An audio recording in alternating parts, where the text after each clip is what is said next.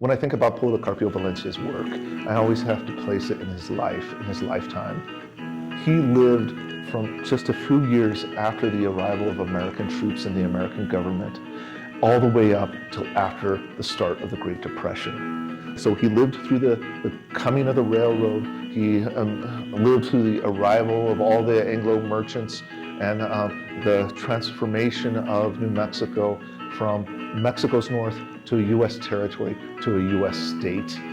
So this man saw the transformation of the state in a way that had to deeply impact the world he saw around him. And we can see that. It also deeply impacted the art he made. Valencia was a man who was deeply rooted in his community. He was the mayordomo of his acequia.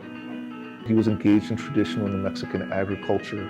He was clearly a religious Catholic man in the New Mexican folk tradition. His grandson, Paul Valencia, told me that that Policarpio Valencia was a Trinitario, well, which is a Catholic lay brotherhood. And he was a virtuoso in New Mexican verbal art. He knew the dichos, and he played with language. And you can see that in the beauty of his language, and he did it within the context of the traditional folk genres. He took all these things of his tradition that were local to this place and also combined them with the things of industrial America. He recombined them into something new that is old, it's grounded in tradition, but it's something new. It's true art.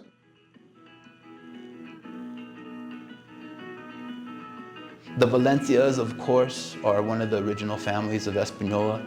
They're honored in the convento in downtown Plaza in Espanola. So they just have like a museum with the different crests of the different families, and the Valencias are in there as one of the original families of Espanola. And yeah, and the story was that we farmed on that land since 1701. It was from Santo Nino all the way down to the Rio Grande. All the trees there were plum trees, and then on the sides of the walls was cherry trees and apple trees. He grew corn. Okay, this is my grandfather, but came down from Policarpio, and it went all the way down to the river. Every kind of tree you could think of: crab apples, peaches, pears. I think he would be disappointed that it didn't continue.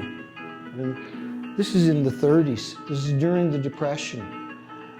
And that's when they quit becoming farmers. I didn't pick up where my grandfather left off, and a lot of the new generation moved away, so none of us really did. And then ultimately I started going to college. I did, my thesis in Purdue, and then ended up working for NASA. I don't know, I've always wanted to come home, and the land is just sitting there. It's just there and waiting for somebody to do something with it. Man, I'm a horticultural scientist. I grow plants for a living. That's my whole thing. I have farmland available. Why wouldn't I do something with that? And so that's the whole thing. On the weekends, I'm at home clearing the field with the chainsaw and all of that stuff. And then during the week, I go to UNM where I work on my PhD in mechanical engineering. Generation after generation has lived under this tree. From him all the way to my grandparents, now to my mom and I.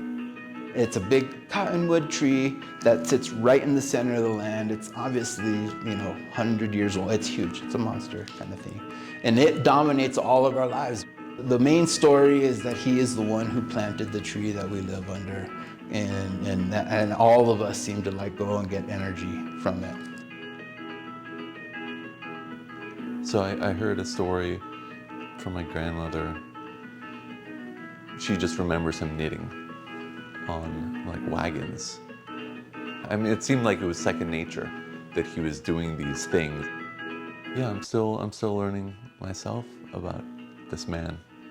I mean, I wasn't really aware of his work until visiting the museum and seeing that, and so that opened up my eyes to this character in our family.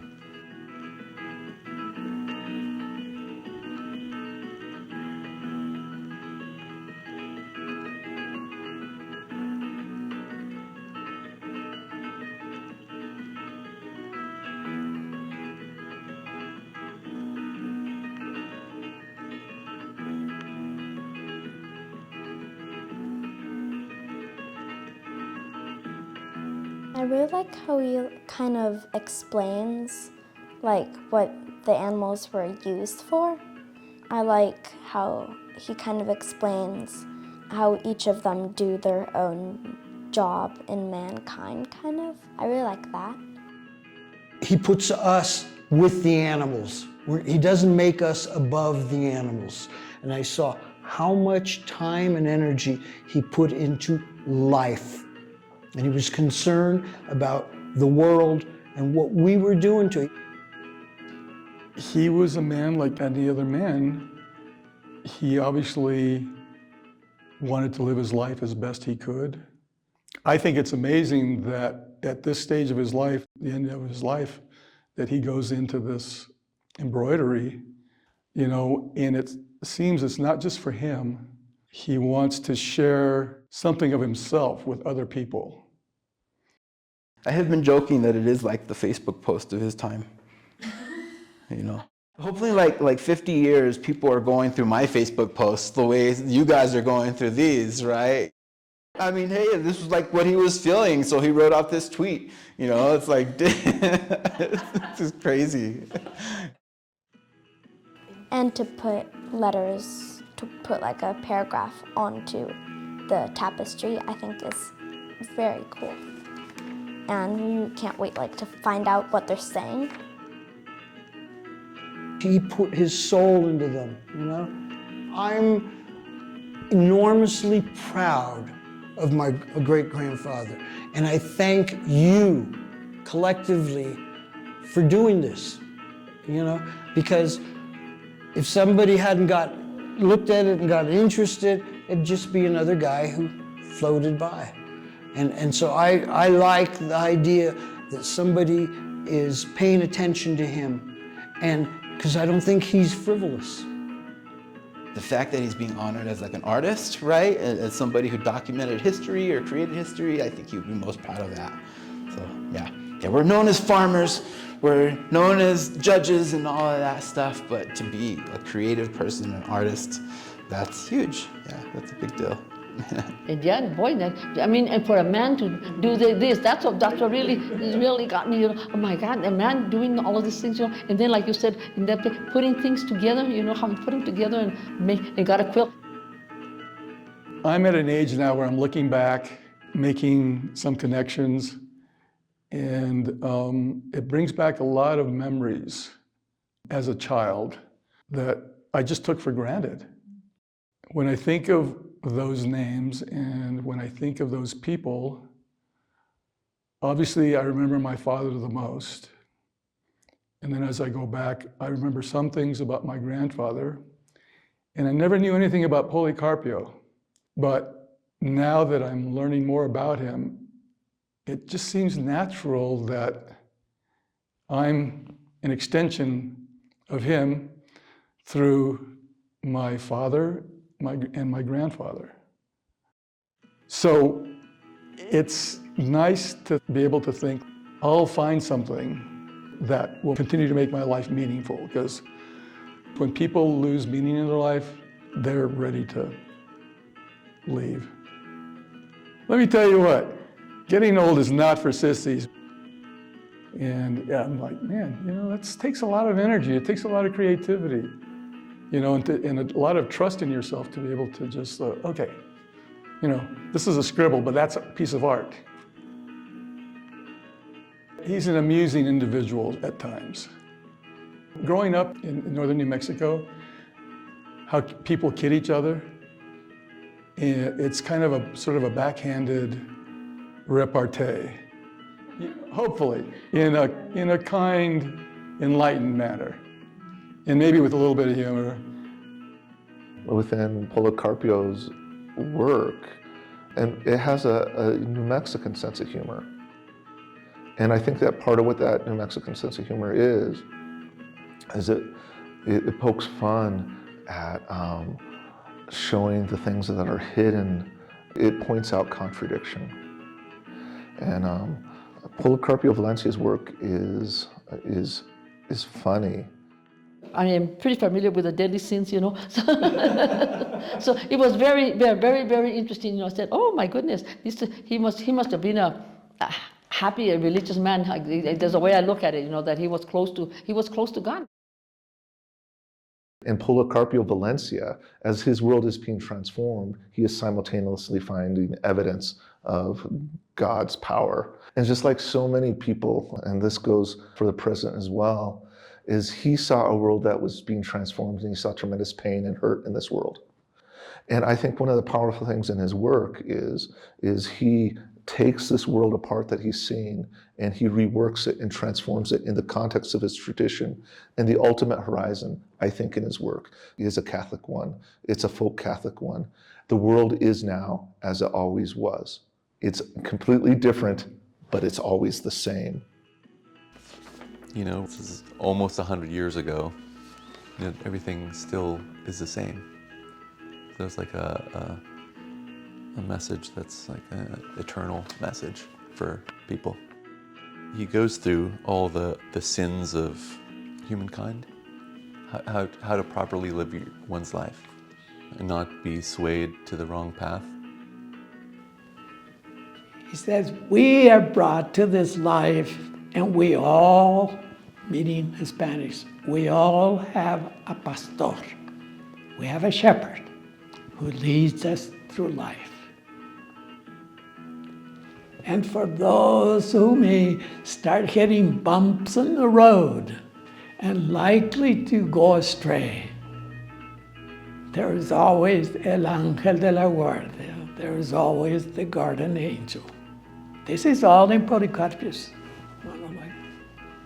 And in the final analysis, he says, I'm on my way to my tomb. Whether I have been good or bad is not for me to decide. That is in God's hands. It's quite fantastic. I enjoyed it. And it was so typical of so many Hispanic elderlies whom I interviewed. Well, maybe what's important for all of us is just to stop and take a pause. The modern world doesn't really matter. I think everybody's chasing all these things in life, but in the end, I don't think any of it matters. Just take an account of your blessings in life and really appreciate what you have, your family, your friends, this beautiful world that we live in. That's what's important, and everybody's kind of losing sight of what's important. I think that Policarpio Valencia was New Mexican, Nuevomexicano through and through. He was telling us something about his time, and I think he was teaching us something that applies to our time and our age. We are currently, again, living through a time of transformation. I think in the current era, we also have to think about our traditions, these places that we come from, in which we're deeply rooted, but we're also facing tremendous difficulties, change, a global world, and now we're dealing with the internet, we're dealing with social media and everything else. And we have to find a way to reconfigure all these things into something to address our time. Well, when I look at his embroideries, I see that relationship between tradition and modernity. I see that tradition between tradition and making something new. And for me, they're cathartic, right? For me, they're a sort of release. They describe the world as it actually is. When these two things are juxtaposed in a single work of art and a single work of folk art, like Policarpio Valencia's embroideries, I find them shocking and beautiful. We don't live in a world of purely tradition, and we don't live in a world of pure innovation and something new. We live in a world where these things are constantly swirling and being intermixed. And when someone can bring these together, sometimes in conflict and sometimes in harmony, it's beautiful and it's funny and it's real.